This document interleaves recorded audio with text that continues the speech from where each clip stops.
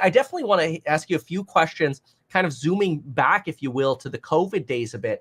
And because there are some things that I think publicly have gotten this horrible perception. And I'll start with a quick analogy. When we have a bad hurricane in Florida, people get prepared, they'll put their shutters up or whatever, because all the news is saying, shutter up, put shutters up. Hurricane comes and it's a nothing burger. The next hurricane that comes, half as many people put their hurricane shutters up because they're like, well, the news lied the last time. They were wrong last time, so I'm not going to put my shutters up, which I think is pretty dumb, because then they get destroyed and, their roof lifts off and they die or whatever. Okay. So that analogy said, I want to start with this mask disaster, because we first heard from the Fauci team, don't buy masks. And the idea was we need to keep those in hospitals because we don't want the supply to be gone. But that then turned into masks don't work because people were also wearing like cloth rags that were like this, not covering their nose. So my opinion, and I want to hear yours, is that a quality mask like an N95 actually works really well, especially if you don't have facial hair. Like a P100, even better. The KN95, maybe 90% good, whatever. But this idea that masks don't work, I think really got politicized because of either misuse or misquoting. Where's your stance on that? Yeah, it definitely got politicized. And I think that's also the fault of the political bad actors who try to make it like I'm an alpha male, I don't wear masks, God gave me an immune system. And, but, God gave you an immune system, but, a third of Europe died during the plague. God gave them an immune system too. I think, first of all, early on, there was many FUBAR kind of things. There was a lack of supply. That's a big can of worms, of course. There was also the issue that early on, from a scientific perspective, Fauci and CDC did not recognize that COVID was airborne. Because once something is airborne, it's everything. I was making fun of the 6 feet rule. I make fun of the 6 feet rule because it's stupid. The 6 feet rule is only for droplets. Just like when you fire a cannon, gravity will pull it down. And most of the time, the force of our expulsion, a droplet will be pulled down by gravity. But no, this is airborne. It stays in the air. There's these micro droplets stay in the air for like 20 minutes or several hours, And if you have bad ventilation in a bathroom, it just stays there, especially when you flush a toilet. It's just, whew. And so they didn't recognize it was airborne, even though there's so much data that it was airborne. So I think that's another FUBAR thing that really screwed up the pandemic reaction, because had we just recognized that this virus is airborne from the get-go, as many other, like in Asia, they recognize, we wouldn't have this same problem.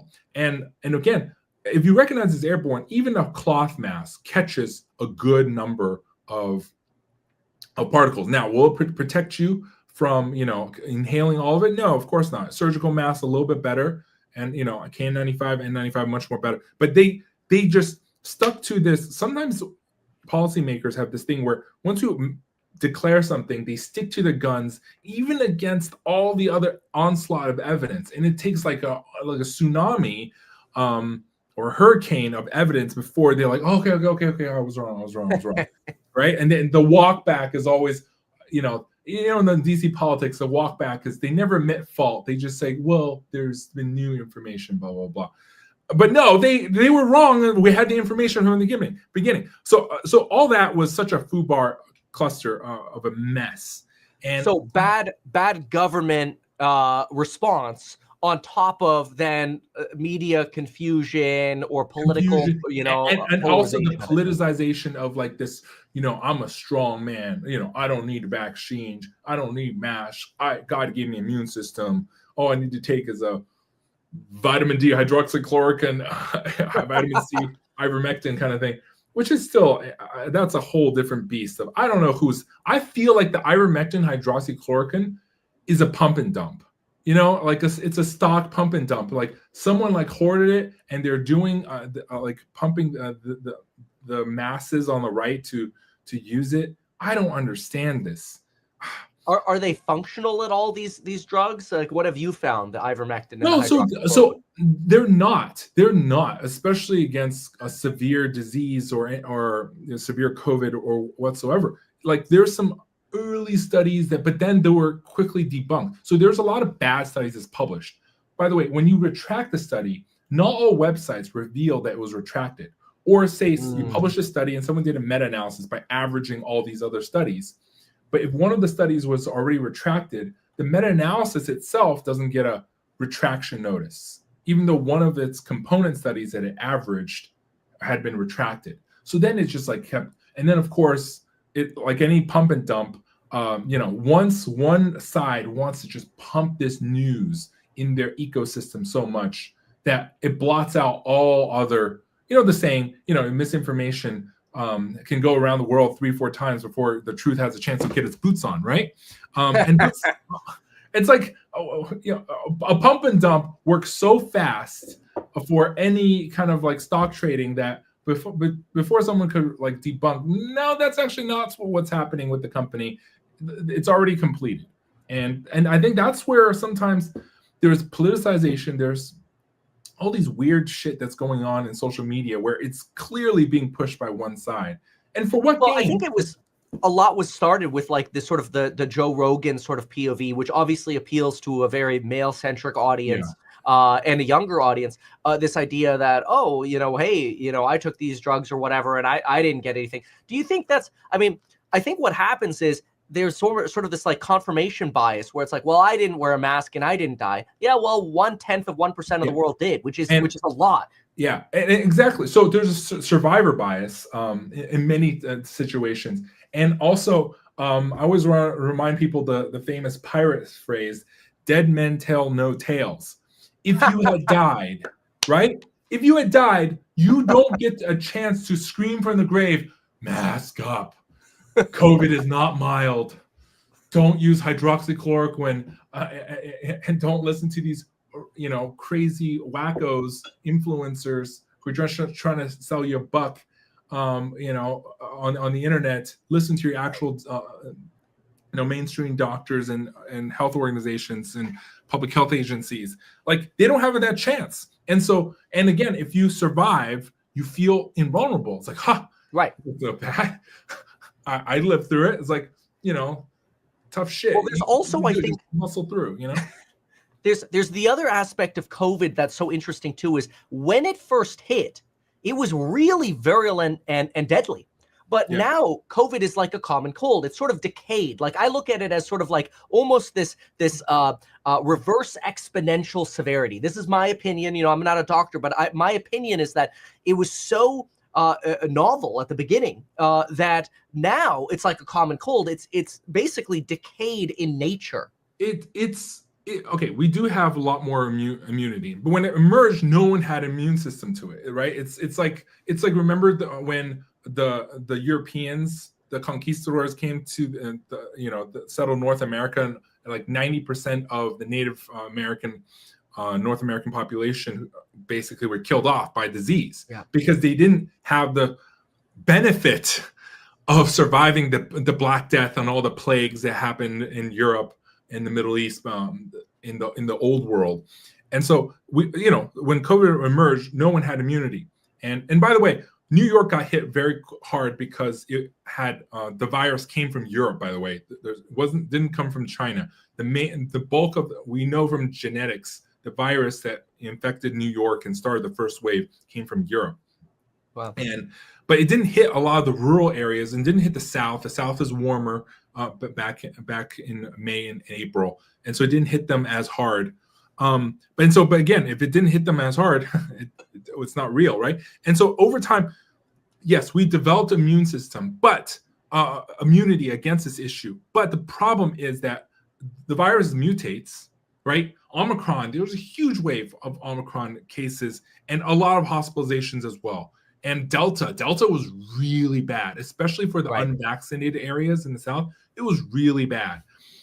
Even if you were previously infected, Delta can leapfrog over your immunity. It's almost like some people say like, was Delta variant and like Omicron we already had the virus. Are they kind of like a new thing? Oh, I think it's a force majeure kind of thing where like, you thought you were immune. Delta and Omicron came along and boom. And also, I want to just push back a little bit on the COVID is mild thing now.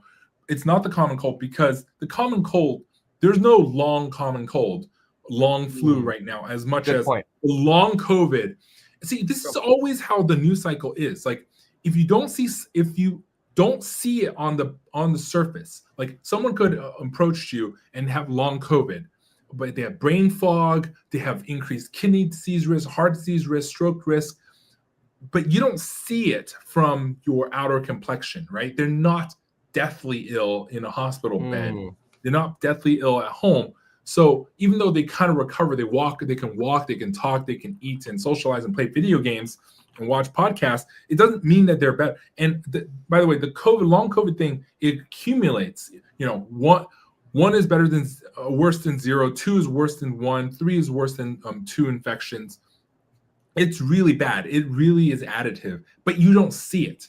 And this is always a thing where if you don't see something, that's below the surface, you don't recognize how big the total problem is. I always also tell people, car accidents. You talk about a car insurance surging. Car accidents have surged a lot after the pandemic, and it wasn't because people suddenly forgot to drive their cars. No, it was because I think the people were brain fogged for the longest time. It's kind of so basically a lot of people, like, they actually did a study that people who are tired or people who are like brain fog or have these colored conditions, when they're driving, it's as if they're having like some degree of alcohol in their blood, or it's like as if they're sleep deprived for like 40 hours with no sleep, like medical residents. They're actually not making the best decisions. And I think on outside, someone who's a little bit tipsy or is sleep deprived just looks okay. But in terms of actual functionality, I think it shows up in the car accident rates that surged during and after the pandemic. Wow. Yeah, that's interesting. I just did a quick little Google just to look because it's so interesting, and I want to save this for later. But the lingering effects of COVID-19 on neurological function may be a risk factor for behavior leading to road deaths. Obviously, this goes a lot deeper, but that's incredible. I never thought about that, because you're right. Like, COVID today has become so mild in terms of when you are sick, but like you say, the long-term impacts just aren't visible to other people. Right. I think that's what we're looking at when we say, right. Exactly. Right. Hey, quick reminder, if you want to earn a 5% yield plus all of the upside in my real estate startup, we are offering a non-accredited investor round where we will pay you a 5% yield plus you get all of the upside in the stock when your stock converts in the future. It gives you an opportunity to diversify away from rich stock market valuations, diversify away from most tariff risk, diversify away from the craziness of the treasuries market, especially with these Moody's downgrades. You diversify into fixer-upper real estate, which is what I believe I do best. This is my baby. I call it my little Berkshire Hathaway. Now, maybe I'm biased, but I've got over $5 million of my own money invested into this business, and I'm so excited for what I think we're going to be able to do with this business over not just the next years, but the next decades. So if you want to invest in my real estate startup, go to househack.com and know that I will do everything for this business in my power to make sure we can do the absolute best that we can. Make sure to read the solicitations and disclosures on the Househack website, because there is risk with every investment.